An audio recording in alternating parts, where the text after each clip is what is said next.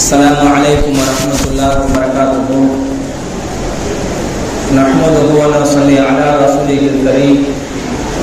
أما بعد، أعوذ بالله من الشيطان الرجيم. بسم الله الرحمن الرحيم.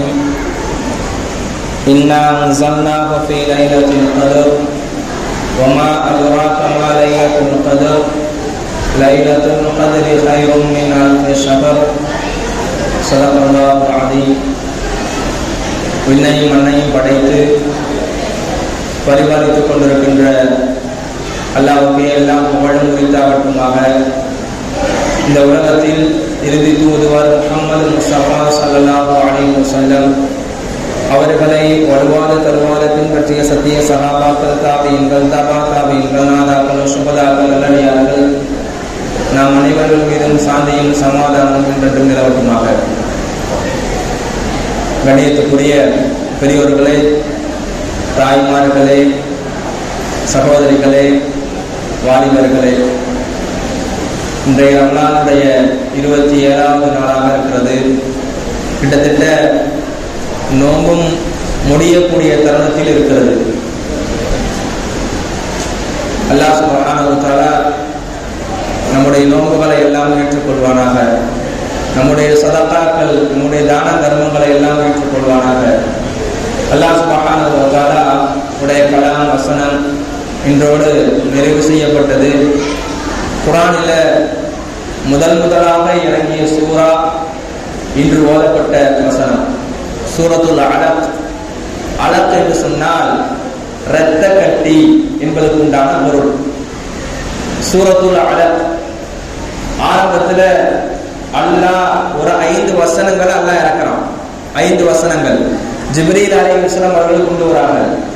நபி ஸல்லல்லாஹு அலைஹி வஸல்லம் அவர்கள் ஹிரா குகையில அல்லாஹ்வை வணங்கி கொண்டிருக்கிறார்கள். அல்லாஹ்விடத்துல துஆ செய்து கொண்டிருக்கிறார்கள். அல்லாஹ்விடத்துல வணக்க வழிபாட்டில் ஈடுபட்டு கொண்டிருக்கிறார்கள். இந்த சமயத்துல ஜிப்ரீல் அலைஹிஸ்ஸலாம் அவர்கள் அல்லாஹ்வின் புறத்திலிருந்து ஒரு 5 வசனங்களை மட்டும் கொண்டு வருகிறார்கள். கொண்டு வரும் பொழுது அந்த 5 வசனங்களை நபியிடத்துல ஓதி காட்டுகிறார்கள். நபி ஸல்லல்லாஹு அலைஹி வஸல்லம் அவர்கள் மா நபி காரி, எனக்கெல்லாம் ஓத தெரியாது என்பதாக சொல்லிவிட்டார்கள். அந்த 5 வசனம் என்ன? இக்ரா பிஸ்மி ரப்பிக்கல் லதீ கலக், இக்ரா பிஸ்மி ரப்பிக்கல் லதீ கலக்.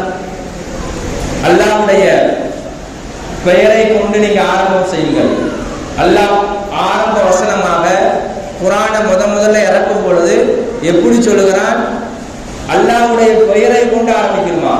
இக்ரா, இக்ரானா ஓதுன்னு அர்த்தம். இக்ரா, நீங்க ஓதுங்க. அல்லாஹ்வுடைய பெயரை கொண்டு நீங்க ஓதுங்க. எப்படிப்பட்ட அல்லதீ கலக், அவன் தான் படைத்தான் எல்லாமே. உலகத்தை படைச்சவன், சர்வ உலகமே இருக்கிறதே, அண்ட சராசரங்கள் அவன் தான் படைச்சான். மனிதர்களை படைச்சவன் தான், உயிரினங்களை படைச்சவன் தான். ஆக மொத்தத்துல எல்லாத்தையும் படைச்சவன் அல்லாஹ். அல்லாஹ் சொல்லுகிறான் அல்லதீ கலக், அவன் தான் படைத்தான். கலக்கல் அல்லாஹ். அல்லாஹ் அடுத்தபடியாக சொல்லுகிறான் கலக்கல் இன்சான மின் அலக், மனிதனை நான் எப்படி தெரியுமா படைத்தேன்? ஒரு இந்திரியம், ஒரு ஸ்பேம், அந்த நுத்ஃபாவில இருந்து மனிதனை படைக்கிறான்.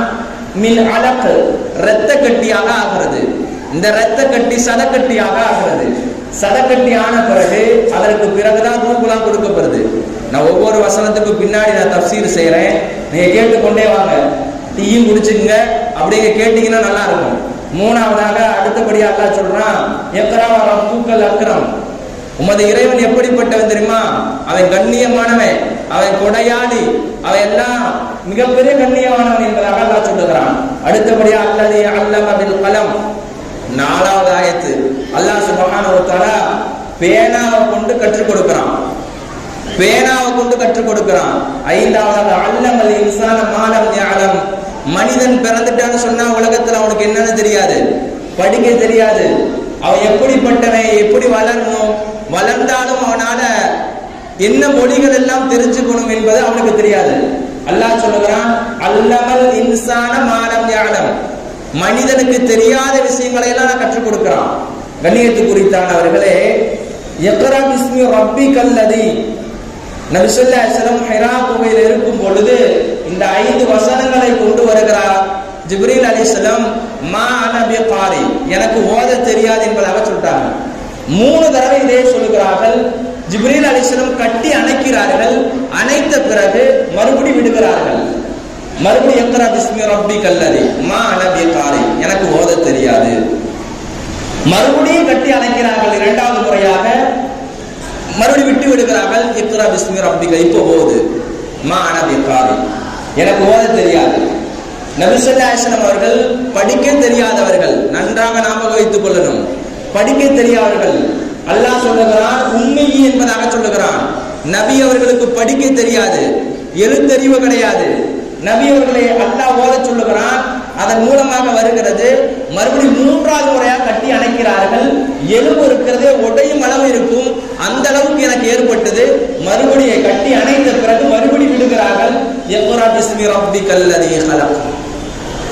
இப்பதான் நபி அவர்கள் ஓதுகிறார்கள். 3வதாக முதலாக இறக்கப்பட்ட வசனம் 30வது ஜுஸ்ல இடம்பெற்றிருக்கிறது.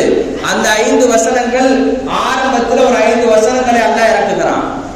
இந்த 5 வசனங்களை இறக்கின பிறகு ஆயிஷா அம்மா அவர்கள் அறிவிக்கிறார்கள், அர்ருயா சாதிகத்து, நபி அவர்களுக்கு ஒரு நல்ல கனவு என்பது ஏற்பட்டுச்சு. ஒரு மலக்கு அவர்கள் வந்தார்கள். ஒரு மலக்கு வந்ததுக்கு பிறகு ஓது என்பதாக சொன்னார்கள். இது ஒரு நல்ல கனவு என்பதாக சொன்னார்கள். இந்த அம்மா ஹிரா குகையில அவங்க நபி அவர்கள் இருக்கும் பொழுது நபி ஸல்லல்லாஹு அலைஹி வஸல்லம் பயந்துட்டாங்க. தனிமையில இருந்தாங்க. யாரோ ஒரு மனிதர் வந்தது போல ஒரு காட்சி அளிக்கிறது. உடனே நபி ஸல்லல்லாஹு அலைஹி வஸல்லம் தன்னுடைய வீட்டுக்கு போறாங்க. வீட்டுக்கு போய் தன்னுடைய மனைவி கிட்ட சொல்றாங்க, ஜம்மிலூனி ஜம்மிலூனி, என்ன போத்துங்கன்னு சொன்னாங்க. ஃபஸம்மிலூஹு, நபி அவர்களை போத்தினார்கள். போர்வையை கொண்டு போத்தினார்கள். காச்ச பயம், ஏதோ எனக்கு ஏற்பட்டுருமோ, எனக்கு ஏதாவது நடந்துருமோ என்பதாக நபியவர்கள் பயந்ததுனால போர்வையை போத்த சொன்னார்கள். கதிஜா அம்மா அவர்கள் போர்வையை போத்தினார்கள். எனக்கு ஏதாவது ஏற்பட்டு விடுமோ என்பதாக மனைவியிடத்தில் சொல்லுகிறார்கள். கண்ணியத்து குறித்தானவர்களே, அல்லாஹ் சுப்ஹானஹு வ தஆலா இந்த விஷயங்களை இறக்கின பிறகு நபியவர்களுக்கு பயம் வந்து விட்டது. அந்த பின்னாடி இருக்க பசங்க பேசிக்கிட்டே இருக்காங்க, டீ குடிக்கிறாங்க, உங்க சத்தம் தான் கேட்குது. அல்லாஹ் சொல்லுகிறான், இந்த இக்ரா பிஸ்மி ரப்பிக்கல் லதி ஹலக், இந்த வசனங்கள் இருக்கிறதே, மனிதனை படைத்து மின் அலக், ஒரு இரத்த கட்டி, ஒரு இந்திரியம் இருக்கு, இந்திரியம், அதுல இருந்து மனிதனை படைத்து அது இரத்த கட்டியான ஆன பிறகு அந்த இரத்த கட்டி சதக்கட்டியாக ஆகிறது. சதக்கட்டியாக ஆன பிறகு ஒரு மலக்கு கர்ப்பத்துடைய அந்த ரஹம் இருக்கிறதே, கர்ப்பத்துக்குடைய பெண்ணினுடைய கர்ப்ப வாய்க்குள்ளே செல்கிறார். அந்த மலக்கு போனதுக்கு பிறகு எல்லாமே எழுதுகிறார். நாம் எல்லாம் இந்த உலகத்துக்கு வந்திருக்கோம்ல, நம்ம பிறக்கிறதுக்கு முன்னாடியே நாம் உருவாகும் பொழுதே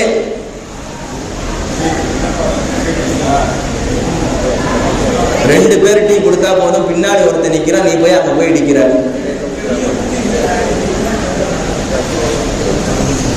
நாம் எல்லாம் பிறந்து வந்திருக்கோம் அல்லவா இந்த உலகத்துக்கு. நம்ம பிறக்கிறதுக்கு முன்னாடி, ரூஹ் கொடுக்கிறதுக்கு முன்னாடியே மலக்குமார்கள் அவர்கள் நமக்கு எழுதிட்டாங்க. என்ன எழுதிட்டாங்கன்னு சொன்னா, ஒரு மனிதனுடைய அந்த இரத்த கட்டி சதக்கட்டி ஆனதுக்கு பிறகு ஒரு மலக்கு செல்வார்களாம்.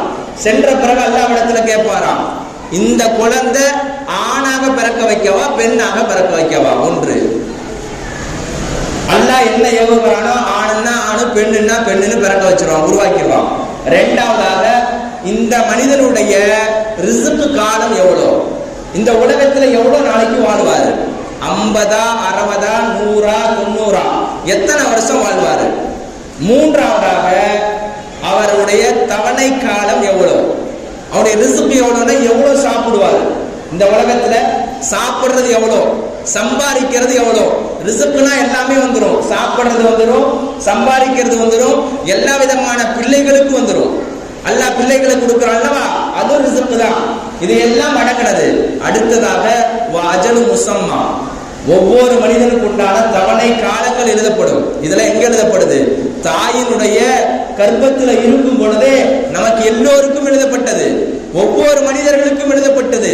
அந்த மலக்கு எழுதும் பொழுது அல்லாஹ்விடத்துல கேட்பாரு, இவருடைய தவணை காலங்கள் எவ்வளோ, இவருடைய ரிஸ்க் எவ்வளோ, எல்லாம் கேட்டுவிட்ட பிறகுதான் அவருடைய இது எழுதப்படும். எழுதப்பட்ட பிறகு இந்த உலகத்துக்கு ஒரு குழந்தையாக வருகிறான். அல்லாஹ் சொல்லுகிறான், அல்லமல் இன்சான மாலம் யஅலம். இந்த உலகத்துக்கு வந்தவர்கள் நாம் எதுவுமே தெரியாது, எதுவுமே படிக்க தெரியாது, ஒன்றுமில்ல. ஒரு மாடு கன்று குட்டி போடுகிறது. கொஞ்ச நாள், அடுத்த நாள் 2-3 நாள் ஆயிடுச்சுன்னா அம்மாங்கிற சத்தம் கூப்பிடும். மனிதன் அம்மாங்கிற வார்த்தை கூப்பிடுறதுக்கு பல மாதங்கள் ஆகிறது. மனிதனை படைத்தது பலகீனமான படைத்திருக்கிறேன். ஆனா கன்று குட்டி இருக்கிறது அல்லவா, அது ஈன்றெடுத்த பிறகு அந்த கன்று குட்டி உடனே அம்மாங்கிற வார்த்தை கூப்பிடுவது. மனுஷன் அம்மாங்கிற வார்த்தை கூப்பிட மாட்டான். ஊரு பேர் சொல்ல தெரியாது, அத்தா பேரை சொல்ல தெரியாது, அம்மா பேரை சொல்ல தெரியாது. ஆனா கன்று குட்டி இருக்கிறதே அம்மாங்கிற வார்த்தையை சொல்லுகிறது. மனிதனுக்கும் கன்று குட்டி இருக்கிறது, அதுக்கும் உள்ள உயிரினங்களுக்கும் மற்ற விலங்கினங்களுக்கும் உள்ள வித்தியாசத்தை பாருங்கள். கண்ணியத்து குறித்தானவர்களே, இந்த மனிதனை அல்லாஹ் படைச்சிட்டான், படைச்சு இந்த உலகத்துக்கு வந்துட்டான். இதுக்கு முன்னாடி ஒரு விஷயம் நான் விளங்கணும். அல்லாஹ் 4 வஸ்துக்களை கையால படைச்சான். 4 வஸ்து. அது என்னங்க? முதலாவது வஸ்து இருக்குது பேனா. நம்ம வச்சிருக்கக்கூடிய பேனா இருக்கிறதே முதலாவது தன்னுடைய கையால படைச்சான் அல்லாஹ். இந்த பேனாவை எதுக்கு படைக்கணும் அப்படின்னா, பேனா எழுதணும். இந்த பேனாவை கொண்டு எழுதுறது நன்மையும் எழுதப்படுது, தீமையும் எழுதப்படுது. ஒன்று. 2வதாக இருக்கிறது மனிதனை படைச்சான். ஆதம் அலைஹிஸ்ஸலாம் தன்னுடைய கையால படைச்சான். 2. 3வதாக அல்லாஹ்வுடைய அரிசை படைச்சான் தன்னுடைய கையால. 4வதாக சொர்க்கத்துல ஒரு பெயர் இருக்கிறது, சொர்க்கத்துல ஒரு இடம் இருக்கிறது. அதற்கு பேர் அதுன், ஜன்னத்துல் ஃபிர்தௌஸ் என்பதாக சொல்லுவோம், ரய்யானுடைய வாசல் என்பதாக சொல்லுவோம். ஒவ்வொரு சொர்க்கத்துக்கும் ஒவ்வொரு விதமான பெயர்கள் இருக்கிறது. அந்த சொர்க்கத்துடைய பெயர்ல ஒண்ணு அதுன் என்று சொல்லக்கூடிய பெயர் இன்று ஓதப்பட்ட வசனத்திலே வருகிறது. பி ஜன்னாத்தின் அதுன் என்பதாக அல்லாஹ் சொல்லுகிறான். சொர்க்கத்துல இருக்கக்கூடிய அதுன் என்று சொல்லக்கூடிய சொர்க்கத்தை அல்லாஹ் கையால படைச்சான். நன்றாக மனதில் வைத்துக் கொள்ளுங்கள். அல்லாஹ் 4 வஸ்துக்களை கையால் படைத்தான். ஒன்று பேனா, 2வது மனிதன் ஆதம் அலைஹிஸ்ஸலாம், 3வதாக அரிசி, 4வதாக ஜன்னத்தில் இருக்கக்கூடிய ஒரே ஒரு சொர்க்கம் இருக்கக்கூடிய ஒரு பெயர், அந்த இடம். அந்த இடத்தை தன்னுடைய 4மே கையால் படைத்தான் என்பதாக முஃபஸ்ஸிர்கள் எழுதுகிறார்கள். சரி, பேனாவை எதுக்கு படைக்கணும்? அல்லாஹ் சொன்னான், பேனாவை படைச்சிட்டு எழுத சொல்லி சொன்னான். நீ எழுது. எதுவரை எழுதணும்னா, கியாமத்து நாள் இருக்கிறதே, உலகம் அழிகிற வரை இந்த பேனா எழுதிக்கொண்டே இருக்கணும். ஒன்று. இந்த பேனா அடுத்ததா எங்க திரும்ப போகுது? 2வதா மலக்குமார்ட்ட போகுது. நான் உங்களுக்கு சொல்லியிருக்கிறேன், ஒரு நாளைக்கு ஒவ்வொரு மனிதனுக்கும் 5 மலக்குமார்கள் இருக்கிறார்கள் என்பதாக 2 நாளுக்கு முன்பாக நான் பயானிலே சொன்னேன். ஒவ்வொரு மனிதர்களுக்கும் அவர் ஷிஃப்ட் வாரியாக வருவார்கள். கடையில, ஃபேக்டரியில, கம்பெனில எப்படி ஷிஃப்ட் வாரியாக வேலை செய்வார்களோ அதே போல ஒவ்வொரு மனிதனுக்கும் 5 மலக்குமார்கள் இருக்கிறார்கள். காலையில ஒரு 2 மலக்குமார்கள் வருவார்கள், மாலை நேரத்தில் அல்லாஹ்விடத்தில் சென்று விடுவார்கள். மாலை நேரத்தில் 2 மலக்குமார்கள் வருவார்கள், அடுத்த நாள் காலையில் வரையும் இருப்பார்கள். அவர்கள் எழுதி கொண்டே இருப்பார்கள். இந்த மலக்குமார்களுக்கு பேனா வேணுமா வேணாமா? நன்மை எழுதுறதுக்கு பேனா வேணும்ல, தீமை எழுதுறதுக்கு பேனா வேணும்ல. அல்லாஹ் தன்னுடைய கையால படைச்சத பேனாவுக்கு சொல்லுகிறான். முதலாவதாக நீ எழுது, எழுதுது. 2வதாக இந்த பேனா எங்க போகுது? அக்லாமுல் மலாயிகா, மலக்குமாரிடத்துல இந்த பேனா போகுது. இந்த பேனாவை அவர்கள் எடுத்துக்கொண்டு நன்மையும் எழுதுகிறார்கள், தீமையும் எழுதுகிறார்கள். யாருக்காக வேண்டி? மனிதன் இந்த உலகத்துல நன்மையை செய்தான்னு சொன்னா நன்மை எழுதப்படும், தீமையை செய்தானா தீமை எழுதப்படும். இது 2. 3வது அந்த பேனா எங்க போகுது தெரியுமா? நம்ம கிட்ட வருது. இந்த பேனா மனிதன்கிட்ட நான் கொடுக்கிறேன். இந்த மனிதன் இருக்கிறானே, எல்லா விதமான செயல்களையும் எழுதுகிறான், நல்லதும் எழுதுகிறான். கடையில உட்கார்ந்து இருக்கோம், அதுக்காக நம்ம சீட்டு போட்டு எழுதிக்கிட்டு இருக்கோம். அதே போல பள்ளிக்கூடம் படிக்கக்கூடிய மாணவர், கல்லூரியில படிக்கக்கூடிய மாணவர், கிட்டத்தட்ட உலமாக்கள்கிட்ட சொல்லக்கூடிய கித்தாபுகள், இப்படியே அவர்கள் இந்த பேனாவை கொண்டு எழுதக்கூடியவர்களாக இருக்கிறான். இந்த பேனா 3 விதமாக பயன்படுத்தப்படுகிறது. யார் யார்கிட்ட இருந்து வந்திருக்கு? முதலாக இந்த பேனாவை படைத்தவன் அல்லாஹ் சொல்லுகிறான், இந்த பேனாவை எழுத சொல்லுகிறான். கண்ணியத்து குறித்தானவர்களே, மனிதனை படைத்து மனிதனுக்கு உண்டான தேவைகளை எல்லாம் பூர்த்தி செய்கிறான். இந்த உலகத்துல மனிதன் இருக்கிறானே, தாயுடைய வயிற்றுல பிறக்கும் பொழுது எதுவுமே இல்லாத வந்தவன் இன்று எல்லாம் கற்றுக்கொண்டான். முதல்ல ஆதம் அலைஹிஸ்ஸலாத்தை அல்லாஹ் படைச்சான். அல்லாஹ் சொல்றான், அல்லமல் ஆதமல் அஸ்மா குல்லஹா. ஆதம் அலைஹிஸ்ஸலாத்துக்கு படைச்சதுக்கு பிறகு எல்லாமே கத்துக் கொடுக்கணும்ல, எல்லாமே கத்துக் கொடுக்கணும். உலகத்துக்கு வரணும்னா என்னென்ன பொருள் இருக்கு எல்லாத்தையும் கத்துக் கொடுக்கணும். முஃபஸ்ஸிர் கிதாபுகள் எழுதுகிறார்கள், வலம் யபக ஷைஆ, ஆதம் அலைஹிஸ்ஸலாத்துக்கு அல்லாஹ் எதையும் கற்றுக் கொடுக்காமல் விட்டதே இல்லை, எல்லாமே கற்றுக் கொடுத்தார்கள். ஆனாலும் ஒன்றே ஒன்று இருக்கிறது, லுகத்தையும் கற்றுக் கொடுத்தான். லுகத்துல என்னங்க, மொழிகள் இருக்கிறதே, மொழிகளையும் கற்றுக் கொடுத்தான். கண்ணியத்து குறித்தானவர்களே, சாப்பாட்டுடைய கரண்டி, உணவு தட்டு, உலகம், அது மட்டுமல்லாமல் மொழிகள் இருக்கிறதே, எல்லா மொழிகளையும் ஆதம் அலைஹிஸ்ஸலாத்துக்கு கற்றுக் கொடுக்கப்பட்டுச்சு. இதையெல்லாம் கற்றுக் கொடுத்த பிறகு ஆதம் அலைஹிஸ்ஸலாம் அவர்கள் மலக்குமார்களுக்கு சொல்லிக் கொடுக்கிறார்கள். அல்லாஹ் எப்படி ஆதம் அலைஹிஸ்ஸலாத்துக்கு கற்றுக் கொடுத்தானோ அதே போல ஆதம் அலைஹிஸ்ஸலாம் மலக்குமார்களுக்கு சொல்லிக் கொடுக்கிறார்கள். அல்லாஹ் எனக்கு இந்த வார்த்தைகள் எல்லாம் சொல்லிக் கொடுத்தான். முஃபஸ்ஸிர்கள் எழுதுகிறார்கள், ஆதம் அலைஹிஸ்ஸலாத்துக்கு கற்றுக் கொடுக்கும் பொழுது அல்லாஹ் உணவு தட்டு, நாம் சாப்பிடக்கூடிய பாத்திரம் எல்லாமே ஆதம் அலைஹிஸ்ஸலாத்துக்கு கற்றுக் கொடுக்கப்பட்டது என்பதாக முஃபஸ்ஸிர்கள் எழுதுகிறார்கள். கண்ணியத்து குறித்தான் அவர்களே, இந்த ஜிப்ரீல் அலைஹிஸ்ஸலாம் அவர்கள் இந்த ஆயத்தை கொண்டு வருகிறார்கள். கொண்டு வந்த பிறகு நபி ஸல்லல்லாஹு அலைஹி வஸல்லம் ஒரு பயம் ஏற்படுகிறது. போர்வையை போர்த்துகிறார்கள். நபி ஸல்லல்லாஹு அலைஹி வஸல்லம் தன்னுடைய சச்சாவுடைய மகன் வரக்கா, அவருடைய பேர் வரக்காவிடத்தில் அழைச்சிட்டு போனாரு. இந்த நபர் நபி ஸல்லல்லாஹு அலைஹி வஸல்லம் இருக்கிறார், சாதாரண மனிதர் அல்ல, இவர்தான் கடைசி தூதுவர். நபியர்களுக்கு ஒரு பயம். கண்ணியத்து குறித்தானவர்களே, நபி ஸல்லல்லாஹு அலைஹி வஸல்லம் அவர்கள் தன்னுடைய சச்சா இருக்கிறாங்க அபூ தாலிப் அவர்கள் வியாபாரத்துக்காக அழைச்சிட்டு போறாங்க. 12 வயசுல வியாபாரத்துக்காக அழைச்சிட்டு போறாங்க. போற வழியில ஒரு மரத்துக்கு அடியில உட்கார்றாங்க. உட்காரும் பொழுது என்ன நடக்குதுன்னு சொன்னா, இந்த மனிதரை பார்த்தால் ஒரு மனிதர் இருந்தாலும் இவர் ஒரு தூதுவர் என்பதாக நாங்கள் கணக்கெடுக்கிறோம் என்பதாக கிறிஸ்துவர்கள் சொன்னார்கள். உடனே பயந்து போய் தன்னுடைய சிறிய தந்தை அழைச்சிட்டே வந்துட்டாங்க. சிரியா நாட்டுக்காக போனவரை மறுபடியும் அழைத்து கொண்டு வருகிறார்கள். மறுபடியும் பின்னாடி ஒரு காலத்துல கதீஜா அம்மா அவர்கள் தன்னுடைய ஒரு பொருட்களை எல்லாம் கொடுத்து அவர்களை அனுப்பி வைக்கிறார்கள். போற வழியில ஒரு காதி, ஒரு பணியாளர், அவரையும் அனுப்பி வைக்கிறார்கள். ஒரு மரத்துக்கடியில உட்கார்றாங்க. ஒரு பாதிரியார் வருகிறாரு. பின்னாடி இருக்கக்கூடிய விஷயங்களை எல்லாம் பார்க்கிறார்கள். பார்த்து முடித்து விட்டு அவர் சொன்னார், ஒரு பாதிரியார், இவர் தான் இந்த உலகத்துக்கு இறுதி தூதுவர் என்பதாக ஒரு பாதிரியார் சொல்றாருங்க. இன்னும் நுபுவத்துடைய பட்டம் கிடைக்கல, 40 வயசுக்கு தான் கொடுக்கப்படும். ஆனா நபி அவர்களுக்கு 25 வயதுக்கு முன்பாகவே இவர் ஒரு தூதுவர் என்பதாக சொல்லப்படுகிறது. காரணம், கண்களை கொண்டு கண்டுபிடிக்கப்பட்டது. நபி ஸல்லல்லாஹு அலைஹி வஸல்லம் கண்கள் இருக்கிறதே, அது ஒரு மிகப்பெரிய ஒரு அற்புதமாக இருந்தது. அந்த பாதிரியார் பார்த்துட்டு சொல்லி முடிச்சோடனே இந்த கூட வந்தார் அந்த பாதிரியார், இந்த கூட வந்த ஒரு காதிம், ஒரு பணியாளர், அவர் என்ன செஞ்சாருன்னு சொன்னா, எல்லாமே நபி ஸல்லல்லாஹு அலைஹி வஸல்லம் போகும்போது நடக்கக்கூடிய விஷயங்களை எல்லாத்தையும் பார்த்தாங்க. பார்த்துட்டு நபி அவங்களுக்கு அல்லாஹ் கொடை போல ஒரு நிழலை ஏற்படுத்தினான். அவங்க செல்லும் பொழுது அந்த கொடை போல அந்த பின்னாடி அந்த நிழலும் சென்று கொண்டே இருந்தது. நபி ஸல்லல்லாஹு அலைஹி வஸல்லம் எல்லாம் நடக்கிறதை எல்லாம் பக்கத்தில் இருக்கக்கூடிய காதிம் பார்க்கிறாரு. பார்த்துட்டு எல்லாம் குறிச்சு வைக்கிறாரு. நம்மளாம் நினைப்போம்ல, எங்கேயாவது போனோம்னு சொன்னா முக்கியமான இடத்துக்கு, இந்த டூரிஸ்ட் பிளேஸ் போனோங்க, இந்த விஷயங்கள்லாம் பார்த்தோம், அதனால மனசுல பதிய வைப்போம். இந்த மனிதர் மனசுக்குள்ள பதிய வைத்து கதீஜா அம்மாட்ட கொண்டு வந்து செய்தியை கொடுக்கிறாரு. இன்னும் கல்யாணம் ஆகல, நபி அவங்களுக்கு கல்யாணம் ஆகல. இந்த விஷயத்தை சொல்லி முடிக்கிறார்கள். கதீஜா அம்மா அவர்களுக்கு நபி அவர்களை திருமணம் செய்து கொள்ளலாம் என்பதாக ஒரு ஆசை. நபி அவர்களை திருமணம் செய்து கொள்ளலாம் என்பதாக ஆசை.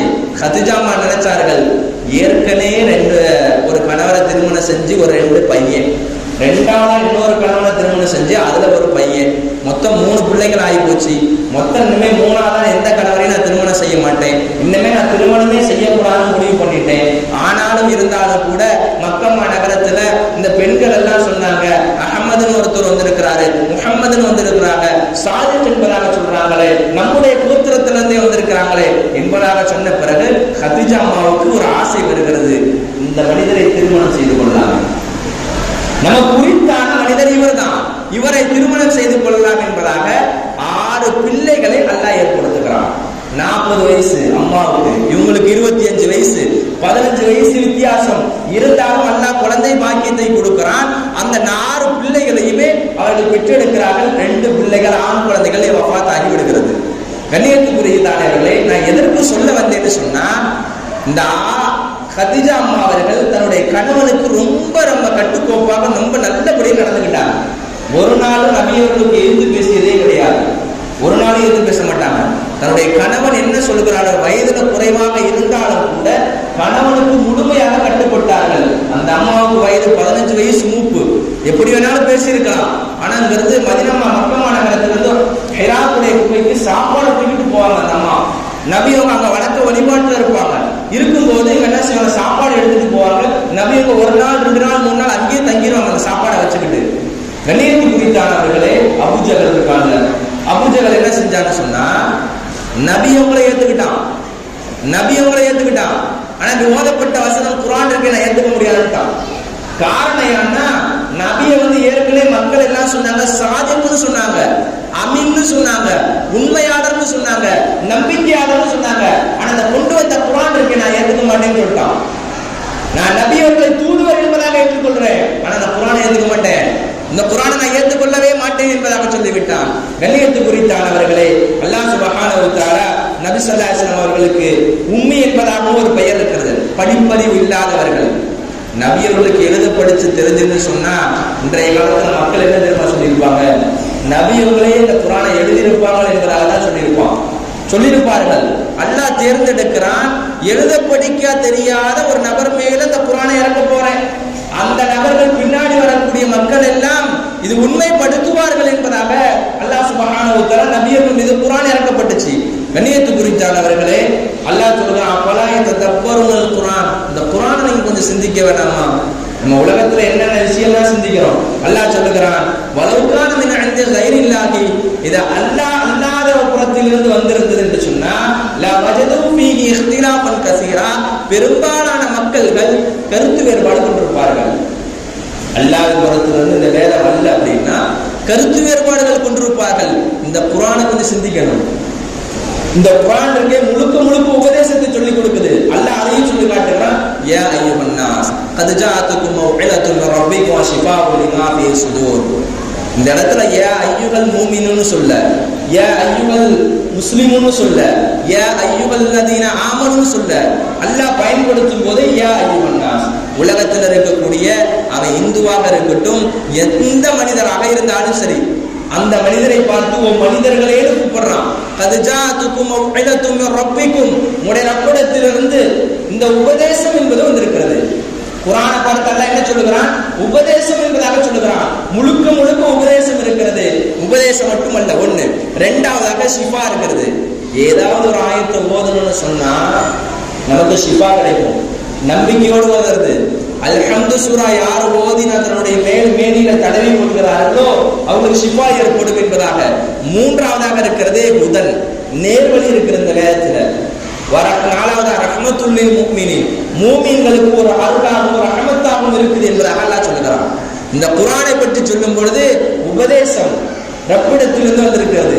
இரண்டாவதாக இருக்கிறது உங்களுக்கு ஷிஃபாவாக இருக்கிறது, நோய் நிவாரணத்துக்கு. மூன்றாவதாக இருக்கிறது நேர்வழி காட்டக்கூடியது குர்ஆன். நான்காவதாக மூமின்களுக்கு ரஹமத்தாக இருக்கிறது என்பதாக அல்லாஹ் சொல்லி காட்டுகிறான். கண்ணியத்து குறித்தானவர்களே, இந்த ஆயத்து முதலாக இக்ரா பிஸ்மி ரப்பிக்கல் லதீ ஹலக் இது ஓதப்பட்டது, இறங்கப்பட்டுச்சு. கடைசி ஆயத்து எதுங்க, நமக்கு விளங்கணும்ல. இதுவரையும் ஒரு சில விஷயங்களை சொன்னோம். கடைசியாக இறக்கப்பட்ட வசனம், கடைசியாக இறக்கப்பட்ட ஒரே ஒரு ஆயத்து. அல்லாஹ் ஆரம்பத்துல அல்லாஹ்வை கொண்டு ஆரம்பி ஓது என்பதாக சொல்லக்கூடிய வசனத்துல சொல்லுகிறான், ஆரம்பிக்கும் போது அல்லாஹ்வுடைய பெயரை கொண்டு ஆரம்பிக்கணும். அல்லாஹ் கடைசியா இறக்கும் போது சொல்றான், வத்தகு யௌமன் துர்ஜஊன ஃபீஹி இலல்லாஹ், நீங்க அல்லாஹ்வை பயந்து கொள்ளுங்க. துர்ஜஊன ஃபீஹி இலல்லாஹ், நீங்க எல்லாரும் அல்லாஹ்வின் பக்கமா தான் திரும்ப போட போறீங்க. அல்லாஹ் என்னை கொண்டு நீ ஆரம்பி என்பதாக சொல்லுகிறான். முடிக்கும் பொழுது நீங்கள் எல்லாம் அல்லாஹ்வின் பக்கமாக வரக்கூடியவர்கள் என்பதாக சொல்லி காட்டுகிறான். கண்ணியத்து குறித்தானவர்களே, ஆயத்து எல்லாம் இறங்கின பிறகு அல்லாஹ் கடைசியாக சொல்லக்கூடிய வார்த்தை இந்த வார்த்தை தான். இந்த ஆயத்து இறங்குறது நபி ஸல்லல்லாஹு அலைஹி வஸல்லம் 9 நாள் தான் இருந்தாங்க இந்த உலகத்துல. இந்த ஆயத்து இறங்கின பிறகு நபி அவர்கள் 9 நாள் தான் இருந்தார்கள். இந்த ஆயத்து இறங்கின பிறகு இப்னு அப்பாஸ் ரலியல்லாஹு அன்ஹுமா ரயீசுல் முஃபஸ்ஸிரின் சொல்கிறார்கள், நபி ஸல்லல்லாஹு அலைஹி வஸல்லம் இந்த உலகத்தை விட்டு பிரியக்கூடிய அடையாளம் ஒன்று என்பதாக சொன்னார்கள். அடையாளம், நபியும் இந்த உலகத்தை விட்டு பிரிய போறாங்க. 23 வருட காலங்களாக அந்த குர்ஆன் இறக்கப்பட்டுச்சு. வத்தகு யௌமன் துர்ஜஊன ஃபீஹி இலல்லாஹ் சும்ம துவஃபா குல்லு நஃப்ஸின் என்பதாக அல்லாஹ் சொல்லி காட்டுகிறான். நாளை மறுமை நாள்ல நீங்க என்ன சம்பாதிச்சீங்களோ உலகத்துல, பிமா கஸபத், அது பரிபூர்ணமா கொடுப்பான். யாருக்கு இதெல்லாம் ரொம்பவே அநியாயம் செய்ய மாட்டேன். அல்லாஹ் சொல்றான் வகுல்லா யுரமுன், யாருக்கும் அநியாயம் செய்ய மாட்டேன். உலகத்துல பணக்காரருங்க, இவர் ஏழைங்க, இவர் கருப்பா இருக்காருங்க, இவர் சிவப்பா இருக்கிறாருங்க, இவர் இப்படிப்பட்டவருங்க, அவர் அப்படிலாம் கிடையாது. வகுல்லா யுரமுன், அல்லாஹ்வுக்கு தெரியும் யாருக்கும் அநியாயம் செய்ய மாட்டான். உலகத்துல நம்ம வேணா யாருக்காவது அநியாயம் செய்யலாம், அல்லாஹ் அநியாயம் செய்ய மாட்டான். அல்லாஹ் சொல்லுகிறான், நீங்க என்னிடத்துல வருவீங்க அல்லவா, வரும் பொழுது துவஃபா குல்லு நஃப்ஸின் பிமா கஸபத், நீங்க என்ன சம்பாதித்தீங்களோ பரிபூர்ணமா கொடுப்பேன். நன்மையா இருந்தாலும் சரி தீமையா இருந்தாலும் சரி பரிபூர்ணமான முறையில கிடைக்கும். அதெல்லாம் எந்த விதமான மாற்று கருத்து கிடையாது. வகுல்லா யுரமுன், அல்லாஹ் அநியாயம் செய்ய மாட்டான். இதுக்கெல்லாம் அநியாயம் செய்ய மாட்டேன் என்பதாக சொல்லுகிறான். கடைசியாக இந்த ஆயத்து இறங்குகிறது. இப்னு அப்பாஸ் ரலியல்லாஹு சொல்லிவிட்டு அவர்கள் புரிந்து கொண்டார்கள். இரண்டாவதாக ஒரே ஒரு சூரா முழுமையாக இறக்கப்பட்டுச்சு. ஒரு சூரா இதாஜா நஸ்ருல்லாஹி வல் ஃபத்ஹ் என்பது இருக்கிறது. ஒரே ஒரு சூரா முழுமையாக இறக்கப்பட்டுச்சு நபி ஸல்லல்லாஹு அலைஹி வஸல்லம் வஃபாத்துக்கு முன்பாக. இன்னொரு இது இருக்கிறது சூரத்துல் அன்ஆம், ஒரு சூரா. இந்த சூரா இருக்கிறது ஒரு 1.25 ஜுஸ் கொண்டது. இந்த சூரா ஒரே நேரத்தில் இறக்கப்படுகிறது. சஹாபாக்கள் எல்லாம் பெரிய நம்மள மாதிரி ஒரு மஜ்லிஸ்ல உட்கார்ந்து இருக்கிறார்கள். இப்னு மஸ்ஊத் ரலியல்லாஹு 13 வயசுல இஸ்லாத்தை ஏற்றுக்கொண்ட சஹாபி. அந்த சஹாபி உட்கார்ந்து இருக்கிறார்கள்.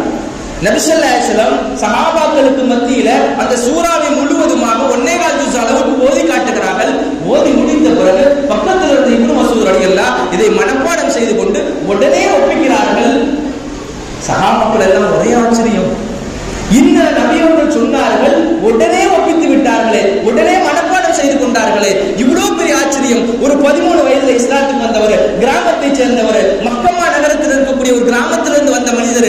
இவங்க அம்மா இருக்கிறாங்க, பிள்ளைய சின்ன பிள்ளைய தூக்கிட்டு வந்தாங்க, இவருடைய கணவர் இறந்துட்டாருங்க, எப்படியாவது மக்கமா நகரத்தில் போய் பொழைச்சுக்கலான்னு வந்தாங்க. இந்த புள்ள 13 வயசுல இஸ்லாத்தை ஏத்துக்கிட்டு கடைசியில் அந்த புள்ள சிறு வயசுல அந்த குர்ஆனை வசனங்களை எல்லாம் மனப்பாடம் செய்த பிறகு சஹாபாக்களுக்கு ஆச்சரியம். இவ்வளவு பெரிய தன்மையை கொடுத்திருக்கிறான் இந்த மனிதரை உடனே சொல்லி விட்டாரே, ஆச்சரியப்படுவோம் அல்லவா? ஆச்சரியப்பட்டார். ஒரு நாள் பள்ளிவாசல்ல, இந்த காலத்துல நம்ம ஃபேன் லைட் எல்லாமே இருக்கு, நம்மளா ஏசி போட்டுக்கிறோம். நபியுடைய காலத்துல மஸ்ஜித் நபவியில ஃபேன் கிடையாது, அரை செவரு தான் இருக்கு, சும்மா அரை செவரு தான். அங்கிருந்து தாவியும் குதிக்கலாம், இப்படியும் வரலாம், மண்ணு தான். அப்படிப்பட்ட இதுல நபி ஸல்லல்லாஹு அலைஹி வஸல்லம் தெருவுல உமர் ரலியல்லாஹு அன்ஹு சித்திக் ரலியல்லாஹு அன்ஹு பேசிக்கிட்டு இருக்காங்க. பேசிட்டு தெருவில் பேசிக்கிட்டு இருக்காங்க. வெளிச்சம் இல்ல பள்ளிவாசல். யாருன்னு தெரியல, பள்ளிவாசல் உட்காந்து மஸ்ஜித் நபவியில அர்-ரஹ்மானுடைய சூரா ஓதுறாரு. யாருன்னு தெரியல. நபி அவங்களுக்கு ஒரே ஆச்சரியம். யாரோ ஒரு மனிதர், பள்ளிவாசல் இருட்டாக இருக்கிறது, விளக்கு கூட கிடையாது, ஒரு மனிதர் உட்கார்ந்து அழகான முறையில சூரத்துர் ரஹ்மானை ஓதி கொண்டிருக்கிறாரே, யாருன்னு போய் பார்க்கலாமா? சஹாபாக்களும் வருகிறார்கள், இந்த சஹாபி நபியவர்களும் வருகிறார்கள், வந்து பார்க்கிறார்கள். உடனே நபி ஸல்லல்லாஹு அலைஹி வஸல்லம் வந்து பார்த்த பிறகு இப்னு மஸ்ஊத் ரலியல்லாஹு அன்ஹு அவர்கள் சூரத்துர் ரஹ்மானை அழகான முறையில் ஓதி கொண்டிருந்தார்கள். நபி ஸல்லல்லாஹு அலைஹி வஸல்லம் பார்த்து ஆச்சரியப்பட்டார்கள். இந்த மனிதர் அழகான முறையில் ஓதுகிறார்களே, குர்ஆனை ஜிப்ரீல் அலைஹிஸ்ஸலாம் எப்படி இறக்கினார்களோ அதே போல இவர் ஓதி காட்டுகிறார் என்பதாக ஒரு ஆச்சரியத்தோடு சொன்னார்கள். கண்ணியத்து குறித்தாளர்களே, நம்ம விளங்கணும், இந்த குர்ஆனுடைய மகத்துவத்தை விளங்கணும். இன்னைக்கு நம்முடைய சமூகம் இருக்கிறதே குர்ஆனை விளங்க மாட்டேங்குது, குர்ஆனை படிக்கணுங்கிறது ஆசை வர மாட்டேங்குது. ஒரு பாட்டை கொடுத்தேன்னு சொன்னா உடனே ஒப்பிச்சு மனப்பாடமா பாடி காமிச்சிருவான். நடக்கலையா? இன்னைக்கு பிள்ளைங்களுக்கு குர்ஆனை சொல்லி கொடுக்கிறோமோ சொல்லி கொடுக்கலையோ, பாட்டை சொல்லி கொடுக்கிறோம். 3 வயசு பிள்ளை 2 வயசுல எடுத்துக்கோமே, செல்லு இல்லைன்னா அந்த பிள்ளை இருக்கவே மாட்டேன். இன்றைய உள்ள காலத்துல, இன்னும் ஒரு காலத்துல போனோம்னு சொன்னா வயசுலயே செல்லு கேட்டுருமா என்னன்னு தெரியல, அப்படி உள்ள காலங்கள். இன்னைக்கு செல்லு, இந்த பஸ்ல போனாலும் செல்லு, வீட்டுல போனாலும் செல்லு, எங்க பார்த்தாலும் ஒரு பொம்மை படம் ஏதோ வச்சு கொடுத்துறாங்க, அதை பார்த்துக்கிட்டே இருக்கு. அந்த குழந்தை சாப்பிடுது, இப்படியே பார்த்து கூட ஒரு சில பிள்ளைங்களுக்கு பேச்சு வரலங்க. பிள்ளைகளுக்கு நீங்க செல்ல கொடுக்காதீங்க, மொபைல கொடுக்காதீங்க. ஒரு குழந்தைய வளர்க்கறது தாய் தந்தை எப்படி வளர்க்கணும்னு சொன்னா கண்ணு கருத்தமா வளர்க்கணும். நான் தாய்மார்களுக்கு ஒரு விஷயத்தை சொல்கிறேன். ஒரு குழந்தையை பெற்றெடுக்கிறதுக்கு முன்பாக ஹாமிலாக இருக்கும் பொழுது, ஹம்லாக இருக்கும் பொழுது, கர்ப்பிணி பெண்ணாக இருக்கும் பொழுது அந்த பெண் அதிகமாக குர்ஆன் ஓதணும், அதிகமாக குர்ஆன் ஓதணும். ஷாஃபி ரஹ்மத்துல்லாஹி அலைஹி அவர்கள் தன்னுடைய தாய் பால் கொடுக்கும் பொழுது கூட என்ன செய்வாங்கன்னு சொன்னா, அவர்கள் ஒழு இல்லாமல் தன்னுடைய பிள்ளைக்கு பாலே கொடுக்க மாட்டாங்க. ஒழு செஞ்சு தன்னுடைய என்ன செய்வாங்கன்னு சொன்னா பால் கொடுப்பார்களா, பிள்ளைக்கு பால் கொடுக்கும் போது சூறாவையும் ஓதிக்கொண்டே இருப்பார்களா. அந்த குழந்தை கர்ப்பிணியாக இருக்கும் பொழுது, அந்த அம்மா தன்னுடைய குழந்தையை சுமக்கும் பொழுது எந்நேரம் பார்த்தாலும் குர்ஆனை ஓதிக்கொண்டே இருப்பார்கள். குழந்தை பிறக்கும் பொழுது 15 ஜூஸ் மனப்பாடம் பண்ணியே வெளியே வந்துருச்சுங்க. 15 ஜூஸ். எத்தனை ஜூஸுங்க இருக்கிறது? 30 ஜூஸ்.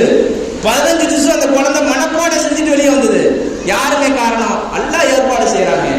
பிள்ளைக்கு வயிற்றுல இருக்கும் பொழுது நம்ம என்ன படிக்கிறோமோ அதுதான் செய்யும். பிள்ளைக்கு சரியான முறையில் வயிற்றுல இருக்கும்போது படத்தை பார்க்கறதுங்க, அதே போல செல்ல பார்க்கறாங்க, பாட்டு கேட்கறதுன்னு சொன்னா அந்த புள்ள வெளியிலேயே அதே மாதிரி தான் இருக்கும். தாய் எப்படி விதை போடுறாலோ பிள்ளையும் அப்படிதான் இருக்கா. எந்த விதமான மாற்று கருத்து கிடையாது. இன்றைய காலத்துல பாருங்க, பிள்ளைகளை உங்க பிள்ளை அறிவுள்ள பிள்ளைகளை ஆகணுமா? இன்னைக்கு வெண்டங்காய் கொடுக்கறான், கீரை கொடுக்கறான், மருந்து மாத்திரை கொடுக்கிறோம். ஏதாவது பிள்ளைகளை கொண்டு போய் ஞாபக சக்தி இல்லைங்க ஏதாவது செய்யலாமே ஆசைப்படுறோம் அப்படின்னு சொல்றோம். காரணம் என்ன தெரியுமா? ஒரு பிள்ளையை பெற்றெடுப்பதற்கு முன்பாக ஹம்லாக இருக்கும் பொழுது அந்த பெண் குர்ஆனை ஓத தெரிந்தவர்களாக ஓதிக்கொண்டே இருந்தான்னு சொன்னா அந்த பிள்ளை அறிவுள்ள பிள்ளையா தான் வரணும்.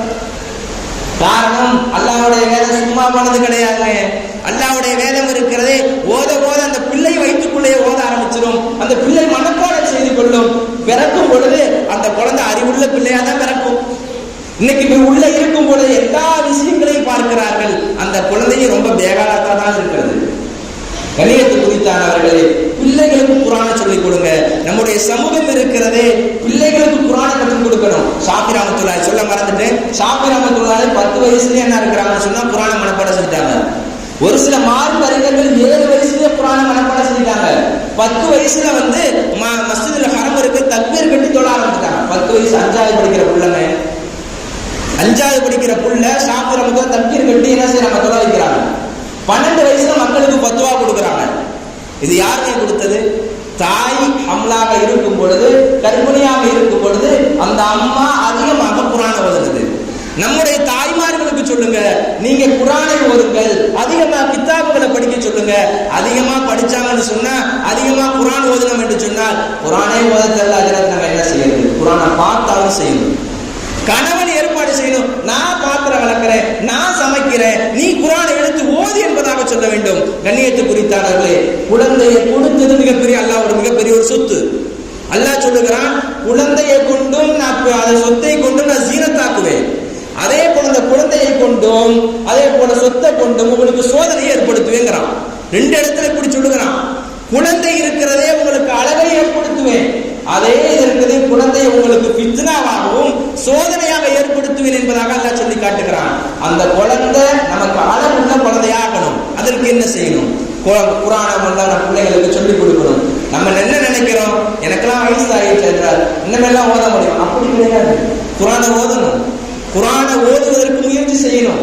நம்ம உலகத்துல எது வேணா சம்பாதிச்சாலும் லாபம் நட்டானாலும் சரி செஞ்சுக்கலாம் சகோதரர்களே. மறுமையில போய் நான் குர்ஆனை ஓதுனங்க ஏதாவது சரி செய்ய முடியுமா? இன்னைக்கு வியாபாரத்துல நம்ம கொஞ்சம் நட்டமா போச்சுங்க, நஷ்டம் ஏற்பட்டுச்சு, நாளைக்கு கொஞ்சம் சரி செஞ்சுக்கலாம். கொஞ்சம் கடன் வாங்கியிருக்கேங்க, எப்படி அடுத்த வருஷம் நான் கட்டிடலாம். கொஞ்சம் ஏதாவது பிசினஸ்ல கொஞ்சம் லோவா இருக்குங்க, அடுத்த வருஷமோ நாளைக்கு எப்படியா உயர்ந்துடலாம். ஆனா மறுமையுடைய நாடு கண்டிப்பாக அந்த உலகத்துக்கு வரவே முடியாது. கண்டிப்பாக வரவே முடியாது. நரகவாசிகள் நாளைக்கு மறுமையுடைய நாள்ல வலவு தரா யுகிஃபு அலன்னார், நரகத்தின் பக்கமாக கொண்டு செல்லப்படுவார்களா? இப்படி போய் எட்டி பார்ப்பாங்க. வலவு தரா யுகிஃபு அலன்னார், நரகத்தை கொஞ்சம் எட்டி பார்த்ததுக்கு பிறகு அவங்க சொல்லக்கூடிய வார்த்தை என்ன தெரியுமா?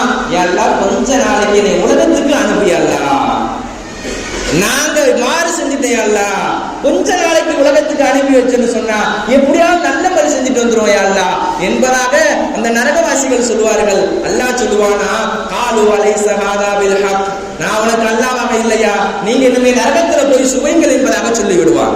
நீங்க நரகத்துக்கு போங்க, நரகத்துல போய் சுவைங்கள் என்பதாக சொல்லுவான். கண்ணியத்து குறித்தாளர்களே, நரகத்துடைய தட்டு 7 தட்டு இருக்கு. 7 அப்பார்ட்மெண்ட்ல வீடு கட்டிருப்போம்ல, மாடி மாடியா, அதே போல அடித்தட்டுல யார் இருப்பாங்கன்னா முனாஃபிக். முனாஃபிக்னா யாருன்னு இங்க இருக்கிறது அங்க சொல்றது, அங்க இருக்கிறது இங்க சொல்றது, நடிக்கிறது சொல்ல போன்னு சொன்னா இப்படிப்பட்டவங்க தான் முனாஃபிக் என்பதாக சொல்லுவார்கள்.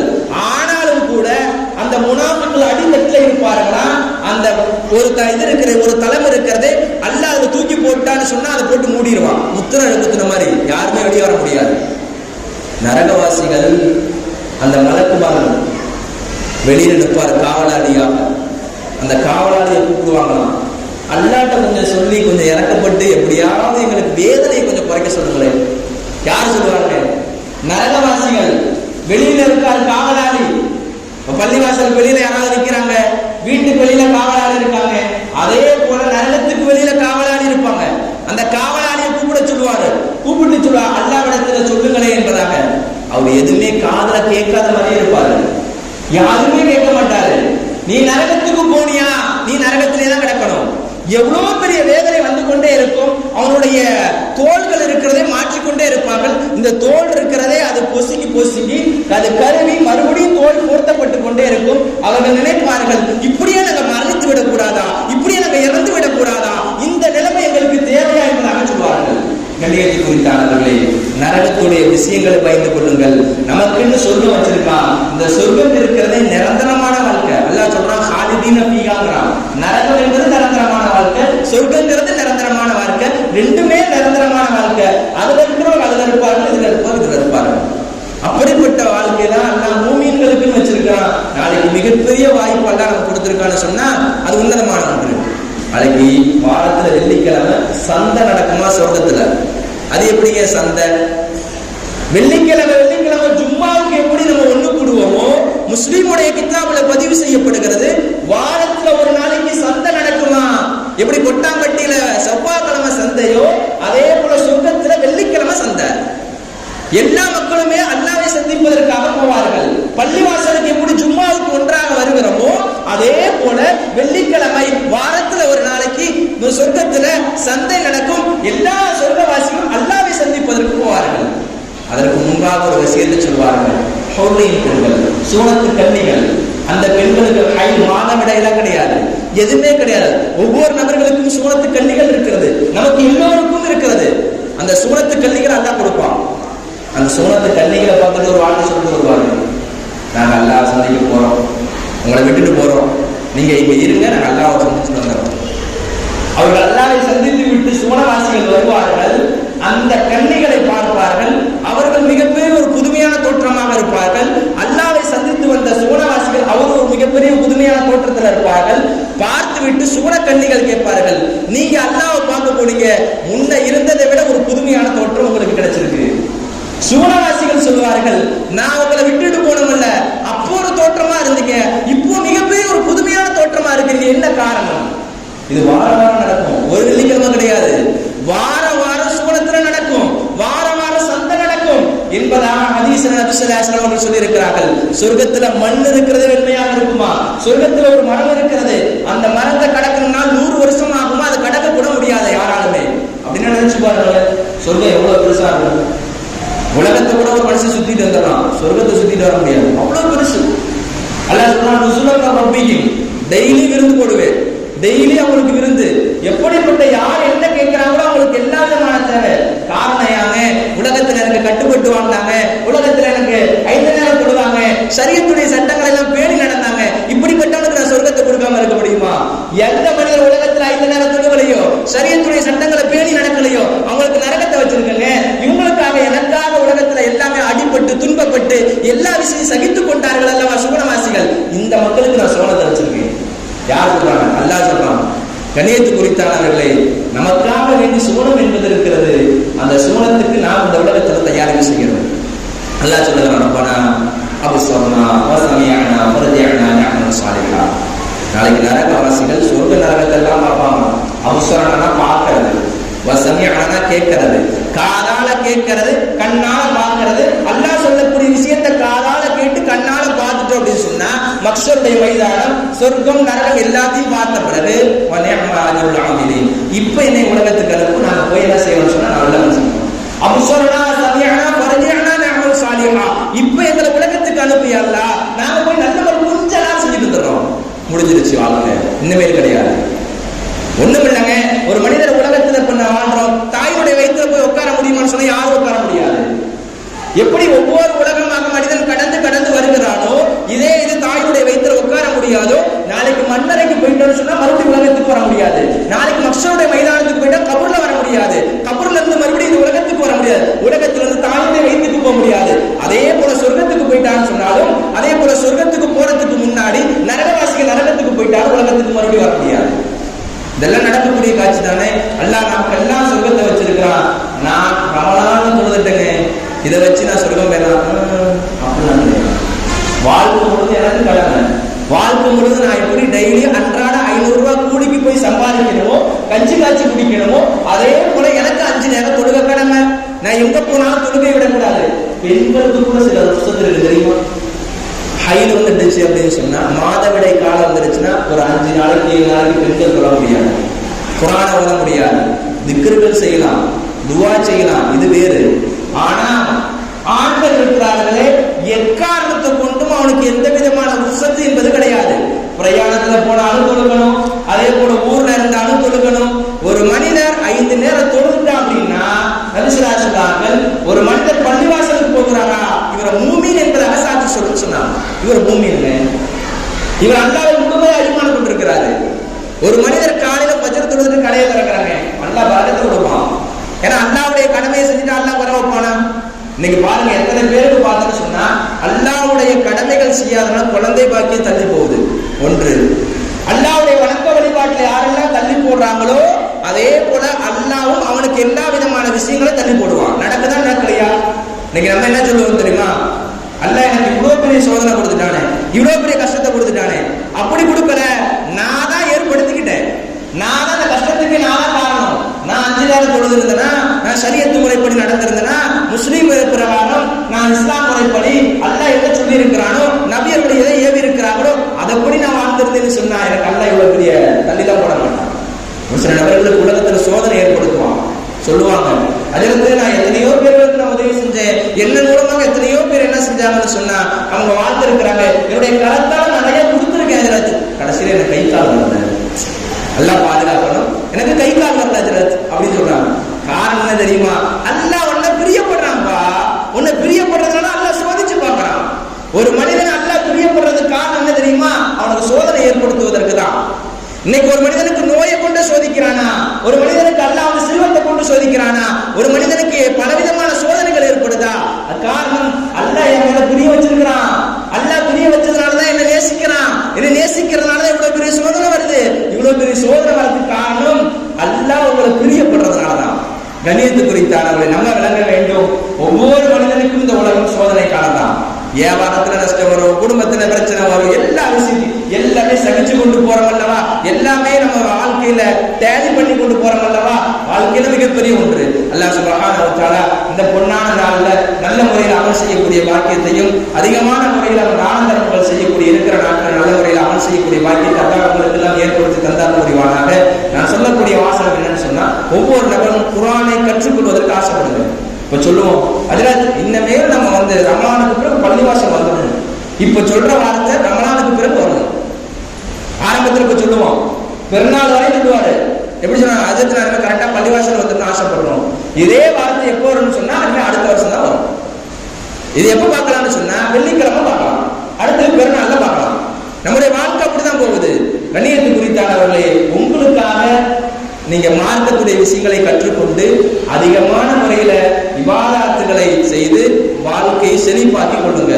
வாழ்க்கை செழிப்பானதுன்னு சொன்னா குடும்பம் செழிப்பாக இருக்கும். குடும்பம் செழிப்பாக இருந்தால் பிள்ளைகள் நன்றாக இருக்கும். மொத்தத்துல வாழ்க்கையே ரொம்ப பரக்கத்தான வாழ்க்கையாக இருக்கும். அல்லாஹ் சுப்ஹானஹு வ தஆலா நம்முடைய பாவங்களை எல்லாம் மன்னித்து இந்த பொன்னான நாள்ல நமக்கு எல்லா விதமான தேவைகளை ஏற்படுத்தி கைராத்துகளை பரக்காத்துகளை ஏற்படுத்தி தந்த அருள் புரிவானாக. நாளை மறுமையுடைய நாள்ல இந்த மஜ்லிஸை எப்படி நாம் அமர்ந்திருக்கிறோமோ சொர்க்கத்துல ஒன்றாக வசிக்கக்கூடிய பாக்கியத்தை எல்லாம் உங்களுக்கும் எனக்கும் ஏற்படுத்தி தந்த அருள் புரிவானாக. இந்த ஊர் மக்களுடைய பாவத்தை மன்னிப்பாக. இந்த ஊர் மக்கள் 5 நேரம் தொடரக்கூடிய நபர்களாக ஆக்கி கொடுப்பானாக. தாய்மாருடைய பாவங்களை மன்னிப்பானாக. அவங்களுக்கு என்ன தேவைகள் எல்லாம் இருக்கிறதோ அந்த தேவைகளை பரிபூர்ணமான முறையில் அல்லாஹ் நமக்கு ஏற்படுத்துவானாக. யாரெல்லாம் வாடகை வீட்டில் இருக்கிறார்களோ அவர்கள் சொந்த வீட்டில் வாழ்வதற்கு தௌஃபீக் செய்வானாக. யாரெல்லாம் சொந்த வீடு வைத்திருக்கிறார்களோ அது இந்த உலகத்தில் கியாமத் நாள் வரை நிலைத்திருக்கக்கூடிய பாக்கியத்தை ஏற்படுத்துவானாக. யாருக்கெல்லாம் குழந்தை பாக்கியத்தை கொடுத்தானோ அவங்களுக்கு அல்லாஹ் சாலிகான பிள்ளையாக வளரக்கூடிய பாக்கியத்தை ஏற்படுத்துவானாக. அந்த பிள்ளை தாய் தந்தையர்களுக்கு துவா செய்யக்கூடிய பிள்ளைகளாக ஏற்படுத்துவானாக. அந்த பிள்ளைகள் இருக்க தாய் தந்தை ஒப்பாத்தானாலும் என்னுடைய தாய் தந்தை மகுபிரத்துக்காக துவா செய்யக்கூடிய பாக்கியத்தை ஏற்படுத்துவானாக. நமக்கு பரக்கத்தை ஏற்படுத்தி தந்தார் புரிவானாக. கடன் இல்லாத வாழ்க்கையை கொடுப்பானாக. வட்டி இல்லாத வாழ்க்கையை கொடுப்பானாக. ஹராமை விட்டு விலகி இருக்கக்கூடிய பாக்கியத்தை ஏற்படுத்துவானாக. ஹலாலான வாழ்க்கையை கொடுத்து இந்த உலகத்துல அல்லாஹ்வுடைய பொருத்தத்தோடு வாழக்கூடிய பாக்கியத்தை உங்களுக்கும் எனக்கும் தந்தார் புரிவானாக. இறுதியாக ஒரே ஒரு வசனம் எனக்கு ஞாபகம் வருகிறது. ஒரு மனிதர் குல் சூரா ஓதிட்டு இருந்தான்.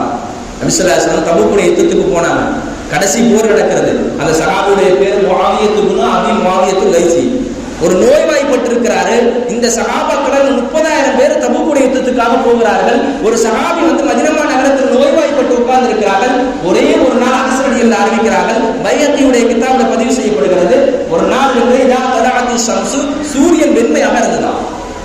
சூரியன் வெண்மையாக இருந்தது. நபி அவர்கள் ஆச்சரியமாக பார்த்தார்கள். உடனே வானத்திலிருந்து ஜிப்ரீல் அலைஹிஸ்ஸலாம் வந்துட்டாங்க. வந்தோடனே கேட்டாங்க, என்ன ஒரு நாளும் இல்லாம சூரியன் இன்னைக்கு வெண்மையாக இருக்கிறது காரணம் என்ன என்பதாக கேட்கும் பொழுது அப்ப ஜிப்ரீல் அலைஹிஸ்ஸலாம் சொன்னாங்களா, மதீனா நகரத்துல ஒரு சஹாபி வஃபாத் ஆயிட்டாரு. மதீனாவுல ஒரு சஹாபி வஃபாத் ஆயிட்டாரு.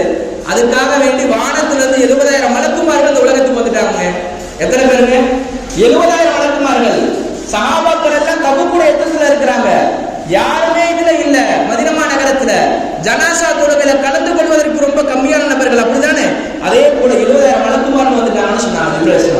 மனுஷராசு கேட்டாங்க, என்ன காரணம், என்ன காரணம்? அப்ப சொன்னாங்க, அவரு படுக்கும் பொழுது, தூங்கும் பொழுது, உட்காரும் பொழுது, நடக்கும் பொழுது, வியாபாரம் செஞ்சாலும் சரி, விவசாயம் பண்ணாலும் சரி, எந்த நிலையிலும் இந்த சூறாவை எந்நேரம் ஓதிக்கிட்டு இருப்பாங்க. அந்த சஹாபி இந்த சூறாவை எந்நேரம் ஓதக்கூடியவராக இருந்தாரு. கடைசியில எத்தனை பேர் திரும்ப வந்தாங்க? ஒரு சப்புல 70,000 மலக்குமார்கள் நின்றார்கள். ஜனாசா முன்னாடி இருக்கிறது. ஒரு சப்புல 70,000 மலக்குமார்கள் நிற்கிறார்கள். அப்படின்னா மாற்றிக் கொள்ளுங்கள். அந்த நபர் இருக்கிறாரே, அல்லாஹ் அந்த மனிதரை பிரியப்பட்டான், ஒரு நோய் ஏற்படுத்தினா குல் சூறாவை மவுத் வரை சக்கராத்துல கூட ஓதுனாரு. சக்கராத்துல கூட ஓதுனாரு. ஓதுனதுனால அந்த நபருக்கு அல்லாஹ் சுப்ஹானஹு வ தஆலா என்ன தெரியுமா கொடுத்தான்? உலகத்திலிருந்து மானத்திலிருந்து 70,000 மலக்குமார்கள் வந்துட்டாங்க. நம்ம எந்நேரம் ஓதுனாங்க. வண்டி ஓட்டுறோம், டிரைவிங் பண்றோம், கடையில வியாபாரம் செய்யறோங்க, இதுக்கு ஏதாவது செலவு செய்யணுமாங்க, இதுக்கு ஏதாவது காசு கொடுக்கணுமா, தாய்மார்களுக்கு நம்ம சமைக்கிறோம் அப்படின்னு சொன்னாலும் இதை நம்ம செய்யலாங்க. எந்நேரம் புதுசா ஓதிக்கிட்டே இருக்கலாம். சுத்தமா இதை ஒன்றும் செய்யலைங்க, அதெல்லாம் ஒரு பிரச்சனை இல்லை. ஜனாபத்து குளிப்பு கடமை இல்லாம இருந்தால் போதும்.